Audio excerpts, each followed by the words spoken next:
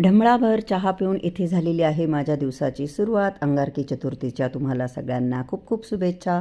आज अंगारकी चतुर्थी असल्यामुळे प्रतीक बोलला की मी गणपती बाप्पांना अभिषेक करतो, तर खूप छान वाटतं जेव्हा आपले मुलं श्रद्धेने भक्तीने देवाची पूजा करतात. आणि प्रतीकचा पण देवावर खूप विश्वास आहे, करीनाचा पण सेम, तर मला खूप छान वाटतं. तर करीना इथे माझ्या पायांना मॉइश्चरायझर लावून सॉक्स वगैरे घालून ती मला व्यवस्थित अशी छान रेडी करते. घरी आल्यानंतर सध्या ती रोज असंच करते, जेव्हा येते तेव्हा. हे झाल्यानंतर ती इथे बिचारी बाल्कनीमध्ये कांद्यांची जाळी तिने खाली केली, कारण की खूप कांद्यांना मोड आले होते, ते तिने सेपरेट केले. इथे मीही बसल्या बसल्या गुळाची 1 किलोची भेली जी आहे ती सुरीने अशी कट करून ठेवली. उरलेला जो वाटीभर गुळ आहे तो मी वापरणार आहे. हे बघा, करीनाही छान अशी अंघोळ करून तयार झाली. तिने कुर्ती घातली, शॉर्ट कुर्ती, आणि तिने देखील देवाच्या सगळ्या आरत्या वगैरे केल्या.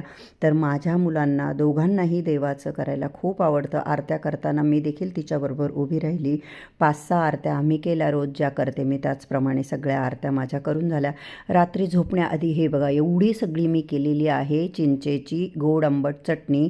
अर्धा किलो खजूर आणि अर्धा किलो चिंचेचा वापर, फक्त वाटीभर गूळ मी वापरला आहे.